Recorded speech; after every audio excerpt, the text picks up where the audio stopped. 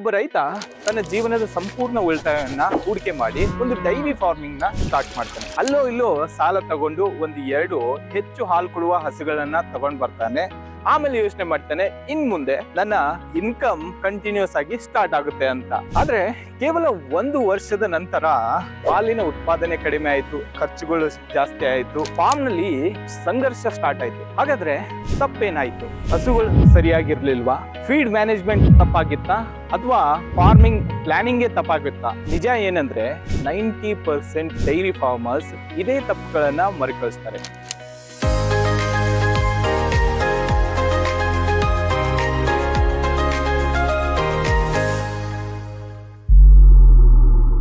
Number 1, ಎಲ್ಲಾ ಹೊಸ ರೈತರು ಮಾಡೋದೇನಂದ್ರೆ ಹಸು ಖರೀದಿಸುವುದು, ಅದು ಕೂಡ ಎಮೋಷನಲ್ ಆಗಿ. ಮಾರ್ಕೆಟ್ಗೆ ಹೊಸ ರೈತರು ಯಾವಾಗೆಲ್ಲ ಹೋಗ್ತಾರಲ್ಲ, ಒಂದು ಚೆನ್ನಾಗಿರೋದು, ದೊಡ್ಡದಾಗಿರೋದು, ಶೈನಿ ಆಗಿರೋದು ಅಥವಾ ಆರೋಗ್ಯಕರವಾಗಿ ಅವ್ರಿಗೆ ಕಾಣಿಸ್ತಿತ್ತು ಅಂದ್ರೆ ಅದೇ ಹಸುನ ತಗೊಳಕ್ಕೆ ಫೈನಲ್ ಮಾಡ್ತಾರೆ. ಬ್ರೋಕರ್ ಹೇಳ್ತೇನೆ, ಸರ್ 20 ಲೀಟರ್ ಹಾಲು ಫಿಕ್ಸ್ ಕೊಟ್ಟೆ ಕೊಡುತ್ತೆ ಅಂತ. ಅದೇ ಕ್ಷಣದಲ್ಲಿ ರೈತರು ಏನ್ ಮಾಡ್ತಾರೆ, ಇದೇ ಸರ್ ನಾನು ತಗೊಳ್ಳೋದಂದ್ರೆ ಇದೆ ಅಂತ ಫಿಕ್ಸ್ ಮಾಡಿಬಿಡ್ತಾರೆ. ನಿಜ ಏನ್ ಗೊತ್ತಾ, ಕೆಲವೊಂದ್ ಸರ್ತಿ ಅಂತ ಹಸುಗಳು ನೀವು ಬಂದ್ಮೇಲೆ ಏಕಾಏಕಿ ಹಾಲು ಕರೆಯುವಂತ ಏನು ಕ್ವಾಂಟಿಟಿ ಇರುತ್ತಲ್ಲ ಅದು ಕಡಿಮೆ ಆಗುತ್ತೆ. ಕೆಲವೊಂದ್ ಸರ್ತಿ ಬಹಳಷ್ಟು ಲೋ ಫರ್ಟಿಲಿಟಿ ಇರುತ್ತೆ, ಕೆಲವೊಂದ್ ಸರ್ತಿ ಏನೇನೋ ಡಿಸೀಸ್ ಗಳು ಇರ್ತವೆ. ಹೆಲ್ತ್ ಅದ್ರದ್ದು ಕೆಲವು ದಿನಗಳಲ್ಲಿ ಡ್ರಾಪ್ ಆಗಿ ಇನ್ನೇನೇನೋ ಆಗುವಂತ ಚಾನ್ಸಸ್ ಕೂಡ ಇರುತ್ತೆ. ಸ್ಮಾರ್ಟ್ ರೈತರು ಕೇವಲ ಲುಕ್ ನೋಡಿ ಹಸು ಖರೀದಿಸೋದಿಲ್ಲ, ಅವರು ಯಾವಾಗ್ಲೂ ಚೆಕ್ ಮಾಡ್ತಾರೆ ಹಲ್ಲುಗಳು ಎಷ್ಟಿದಾವೆ, ಅದಕ್ಕೆ ಅದ್ರ ಕೆಚ್ಚಲು ಯಾವ ರೀತಿ ಇದೆ, ಅದಕ್ಕೆ ಏನಾದ್ರು ಡಿಸೀಸ್ ಬಂದಿಲ್ಲ ಅಂತ ಅದನ್ನ ಕನ್ಫರ್ಮ್ ಮಾಡ್ಕೋತಾರೆ.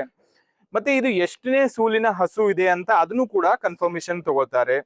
ಅದನ್ನ ಒಂದ್ ಸ್ವಲ್ಪ ಆ ಕಡೆ ಈ ಕಡೆ ನಡೆದಾಡಿಸಿ ನೋಡ್ತಾರೆ, ವಾಕಿಂಗ್ ಅಲ್ಲಿ ಏನಾದ್ರು ಕಾಲಲ್ಲಿ ಏನಾದ್ರು ಪ್ರಾಬ್ಲಮ್ ಐತಾ ಇಲ್ವಾ ಅಂತ.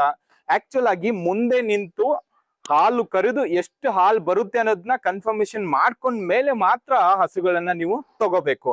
ಒಂದು ಹಸು ಚೆನ್ನಾಗಿತ್ತು ಅಂದ್ರೆ ಎಲ್ಲವೂ ಚೆನ್ನಾಗಿರುತ್ತೆ, ಚೆನ್ನಾಗಿರ್ಲಿಲ್ಲ ಅಂದ್ರೆ ಕಷ್ಟನೂ ಕೊಡುತ್ತೆ, ಜೊತೆಗೆ ನಷ್ಟನೂ ಕೊಡುತ್ತೆ. ಮೋಸ್ಟ್ ಕಾಮನ್ ಪ್ರಾಬ್ಲಮ್ ಇದು. ಕಾಪಿ ಪೇಸ್ಟ್ ಮಾಡೋದು. ನಿಮ್ಮ ಪಕ್ಕದ ಮನೆ ರೈತರು HF ಹಸನ್ ತಗೊಂಡ್ಬಂದ್ರು, ಸಾಕಿದ್ರು, ಬಹಳಷ್ಟು ಹಾಲು ಬಂತು, ಅದರಿಂದ ಹಾಲಿನ ಉತ್ಪಾದನೆ ಜಾಸ್ತಿ ಆಯ್ತು. ಅದನ್ನ ನೋಡಿ ನೀವು ಅಷ್ಟೇ ಅಲ್ಲದೆ ಇಡೀ ಊರೇ HF ಹಸುಗಳನ್ನ ಸಾಕಕ್ಕೆ ಸ್ಟಾರ್ಟ್ ಮಾಡ್ತು. ಪ್ರತಿಯೊಂದು ಫಾರ್ಮ್ದು ಅದರದೇ ಆದ ಮ್ಯಾನೇಜ್ಮೆಂಟ್ ಇರುತ್ತೆ, ಅದರದೇ ಆದ ಸಿಸ್ಟಮ್ ಇರುತ್ತೆ, ಅದರದೇ ಆದ ಫೀಡ್ ನಾವು ಯಾವ ತರ ಕೊಡ್ತೀವಿ ಅನ್ನೋದು ಇರುತ್ತೆ, ಬಜೆಟ್ ಇರುತ್ತೆ. ಅಫ್ಕೋರ್ಸ್ HF ಹಸುಗಳು ಜಾಸ್ತಿ ಹಾಲನ್ನ ಕೊಡ್ತವೆ, ಆದ್ರೆ ಅದಕ್ಕೆ ಅದರದೇ ಆದಂತ ನೀಡ್ಸ್ ಇದೆ. ಇದಕ್ಕೆ ಕೂಲ್ ಎನ್ವೈರ್ಮೆಂಟ್ ಬೇಕಾಗುತ್ತೆ, ಅದಕ್ಕೆ ಅದರದೇ ಆದಂತ ಡಿಸೀಸಸ್ಗಳು, ಕಾಯಿಲೆಗಳು ಬರ್ತವೆ, ಅದನ್ನ ಮ್ಯಾನೇಜ್ ಮಾಡಕ್ಕೆ ನಿಮ್ಗೆ ಗೊತ್ತಿರ್ಬೇಕಾಗುತ್ತೆ. ಇದನ್ನೆಲ್ಲಾನು ತಿಳ್ಕೊಳ್ದೆ ಮಾಡಿದ್ರೆ ಲಾಸ್ ಆಗೋದಂತೂ ಗ್ಯಾರಂಟಿ. ಜರ್ಸಿ ಹಸುಗಳು ಅಥವಾ ಕ್ರಾಸ್ ಬ್ರೀಡು ಇಲ್ಲ ಅಂದ್ರೆ ದೇಸಿ ತಳಿಗಳ ಯಾವುದೇ ಒಂದು ಹಸುಗಳನ್ನ ನೀವೇನಾದ್ರೂ ಸಾಕಣೆ ಮಾಡಿದ್ರೆ ಅಂದ್ರೆ ಹಾಲಿನ ಪ್ರಮಾಣ ಒಂದ್ ಸ್ವಲ್ಪ ಕಡಿಮೆ ಬರ್ಬೋದು, ಆದ್ರೆ ರೋಗ ನಿರೋಧಕ ಶಕ್ತಿ ಆ ಎಲ್ಲಾ ಹಸುಗಳಲ್ಲಿ ಒಂದ್ ಸ್ವಲ್ಪ ಜಾಸ್ತಿ ಇರುತ್ತೆ ಆಸ್ ಕಂಪೇರ್ಡ್ ಟು HF. ಯಾರನ್ನು ಕಾಪಿ ಮಾಡಕ್ ಹೋಗ್ಬೇಡಿ, ನಿಮ್ಮ ಕಂಡೀಷನ್ಗೆ ನಿಮ್ಮ ಒಂದು ಬಜೆಟ್ಗೆ ಹೊಂದುವಂತ ಹಸುಗಳನ್ನ ಚೂಸ್ ಮಾಡಿ ಮತ್ತು ಸ್ಮಾರ್ಟ್ ಫಾರ್ಮರ್ ಆಗಿ. 3ನೇ ಬಿಗ್ಗೆಸ್ಟ್ ಮಿಸ್ಟೇಕ್ ಅಂದ್ರೆ ಹಸುಗಳನ್ನ ಲಕ್ಷಾಂತರ ರೂಪಾಯಿ ಕೊಟ್ಟು ತಗೊಂಡ್ ಬರ್ತಾರೆ, ಬಟ್ ಅದ್ರ ಕಂಫರ್ಟ್ ಬಗ್ಗೆ ಮಾತಾಡೋದೈತಂದ್ರೆ ರೈತರು ಅದನ್ನ ಇಗ್ನೋರ್ ಮಾಡಿಬಿಡ್ತಾರೆ. ಸೊ ನೀವೊಂದ್ ಮಾತು ಹೇಳಿ, ನಿಮ್ಮನ್ನ ಒಂದು ಗಾಳಿ ಅಥವಾ ಯಾವುದೇ ರೀತಿಯ ಕಂಫರ್ಟ್ ಇಲ್ಲದೆ ಇರುವಂತ ರೂಮ್ಗೆ ಕೂಡಾಕ್ಬಿಟ್ಟು ಕೆಲಸ ಮಾಡುವಂತಂದ್ರೆ ನೀವು ಎಷ್ಟು ಕೆಲಸ ಮಾಡಕ್ಕೆ ಸಾಧ್ಯ ಹೇಳಿ? ಅದೇ ರೀತಿ ಹಸುಗಳಿಗೂ ಕೂಡ ಸ್ಟ್ರೆಸ್ ಆಗುತ್ತೆ, ಹಸುಗಳಿಗೂ ಕೂಡ ಗಾಳಿ ಸಿಗದಿದ್ರೆ ಸಫೋಕೇಶನ್ ಫೀಲ್ ಆಗುತ್ತೆ. ಅದ್ರ ಬಗ್ಗೆ ಒಂದ್ ಸ್ವಲ್ಪ ಗಮನ ಕೊಡಿ. ಚಂದವಾಗಿರುವಂತ ಸೆಡ್ ನ ನಿರ್ಮಾಣ ಮಾಡಿ, ಗಾಳಿ ಬೆಳಕು ಎಲ್ಲ ಚೆನ್ನಾಗಿರ್ಬೇಕು, ಮತ್ತೆ ಫ್ಲೋರ್ ಮೇಲೆಲ್ಲ ಅಷ್ಟೊಂದು ನೀರೆಲ್ಲ ಇರಬಾರ್ದು, ಒಣಗಿರ್ಬೇಕು. ಹಸುಗಳಿಗೆ ಕೂತ್ಕೊಳ್ಳಕ್ಕೆ ಅಥವಾ ಒಂದ್ ಸ್ವಲ್ಪ ತಿರುಗಾಡಕ್ಕೆ ಹಿಂಗೆ ಒಂದ್ ಸ್ವಲ್ಪ ಜಾಗ ಮಾಡ್ಕೊಡಿ. ಸೊ ಇದನ್ನೆಲ್ಲ ನೀವೇನಾದ್ರೂ ಗಮನದಲ್ಲಿ ಇಟ್ಕೊಂಡ್ರೆ ನಿಮ್ಮ ಹಸು ಹಾಲು ಇನ್ನಷ್ಟು ಚೆನ್ನಾಗೂ ಕೊಡುತ್ತೆ, ಮತ್ತೆ ಅದಕ್ಕೂ ಕೂಡ ಹೆಲ್ದಿ ಆಗಿರುತ್ತೆ. ಮಿಸ್ಟೇಕ್ ನಂಬರ್ 4, ರ್ಯಾಂಡಮ್ ಆಗಿ ಫೀಡ್ ಮಾಡೋದು. ಸೊ ಬಹಳಷ್ಟು ರೈತರು ಅವ್ರಿಗೆ ಹೆಂಗ್ ಬೇಕೋ ಹಂಗ್ ಫೀಡ್ ನ ಕೊಡ್ಕೊಂತ ಹೋಗ್ತಾರೆ. ಕೆಲವೊಬ್ರು ಗ್ರಾಸ್ ಹಾಕ್ತಾರೆ, ಕೆಲವೊಬ್ರು ಒಣ ಹುಲ್ ಹಾಕ್ತಾರೆ, ಬಟ್ ಅರ್ಥನೇ ಮಾಡ್ಕೊಳ್ಳೋದಿಲ್ಲ ಸೈನ್ಸ್ ಬಿಹೈಂಡ್ ದ ಫೀಡ್. ಕೇವಲ ಹಸುಗಳು ಹೊಟ್ಟೆ ತುಂಬಿದ್ರೆ ಸಾಕಾಗಲ್ಲ, ಅದಕ್ಕೆ ಪೋಷಕಾಂಶಗಳು ಸಿಗ್ತಾ ಇದಾವ ಇಲ್ವಾ ಅನ್ನೋದ್ರ ಬಗ್ಗೆನೂ ನಿಮ್ಮ ಗಮನ ಇರಬೇಕಾಗುತ್ತೆ.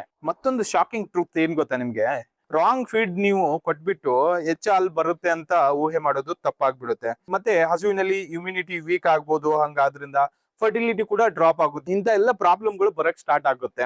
ನೆನಪಿಡಿ, ಬರೀ ಫೀಡ್ ಅನ್ನೋದು ಅದ್ರ ಹೊಟ್ಟೆಗೆ ಮಾತ್ರ ಅಲ್ಲ, ಅದಕ್ಕೆ ಪೂರಕವಾಗಿರುವಂತ ಅಂದ್ರೆ ಹಾಲು ಉತ್ಪಾದನೆಗೆ ಪೂರಕವಾಗಿರುವಂತ ಪೋಷಕಾಂಶಗಳು ಸಿಗಬೇಕು.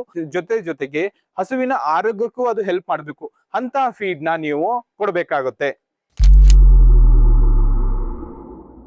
ಮಿಸ್ಟೇಕ್ ನಂಬರ್ 5, ಬಹಳಷ್ಟು ರೈತರು ಫೀಡ್ ಮೇಲೆ ಮಾತ್ರ ಫೋಕಸ್ ಮಾಡ್ತಾರೆ, ಆದ್ರೆ ಹಸುಗಳಿಗೆ ಕುಡಿಸುವಂತ ನೀರ್ ಮೇಲೆ ಅಷ್ಟೊಂದು ಫೋಕಸ್ ಮಾಡೋದಿಲ್ಲ. ನೀವೇ ಹೇಳಿ, ಕಲುಷಿತವಾದನ್ನ ನೀವೇನಾದ್ರೂ ಕೊಡಿದ್ರೆ ಏನಾಗುತ್ತೆ ನಿಮಗೆ? ಮೆಜಾರಿಟಿ ಆಗಿ ಡೈಜೆಷನ್ ಪ್ರಾಬ್ಲಮ್ ಬರ್ಬೋದು. ಸೇಮ್ ಟು ಸೇಮ್ ಹಸುಗಳಲ್ಲೂ ಆಗುವಂತ ಚಾನ್ಸಸ್ ಇರುತ್ತೆ. ಒಂದು ಆರೋಗ್ಯಕರವಾಗಿರುವಂತ ಹಸು 60ರಿಂದ 80 ಲೀಟರ್ ಒಂದ್ ದಿನಕ್ಕೆ ನೀರ್ ಕುಡಿಯುತ್ತೆ. ಸೊ ಹಂಗಿದ್ಮೇಲೆ ಕ್ವಾಲಿಟಿ ಆಗಿರುವಂತ ನೀರು, ಅಂದ್ರೆ ಕಲುಷಿತ ಇಲ್ಲದೆ ಇರುವಂತ ನೀರನ್ನು ನೀವೇನಾದ್ರೂ ಹಸುಗಳಿಗೆ ಕೊಟ್ರೆ ಅಂದ್ರೆ ಹಾಲು ಚೆನ್ನಾಗೂ ಬರುತ್ತೆ, ಮತ್ತೆ ಕ್ವಾಲಿಟಿ ಮಿಲ್ಕ್ ಸಿಗುತ್ತೆ. ಕ್ವಾಲಿಟಿ ಮಿಲ್ಕ್ ಸಿಕ್ತು ಅಂದ್ರೆ ಫ್ಯಾಟ್ ಚೆನ್ನಾಗಿ ಬರುತ್ತೆ. ಫ್ಯಾಟ್ ಚೆನ್ನಾಗಿ ಬಂತು ಅಂದ್ರೆ ನಿಮ್ಗೆ ಲಾಭನೂ ಕೂಡ ಚೆನ್ನಾಗೇ ಸಿಗುತ್ತೆ. ಸೊ ಈ ಮಿಸ್ಟೇಕ್ ನ ಮಾಡಕ್ ಹೋಗ್ಬೇಡಿ. ಹಸುಗಳಿಗೆ ಕ್ಲೀನ್ ಆಗಿರೋ ವಾಟರ್ ನ ಕೊಡಿ.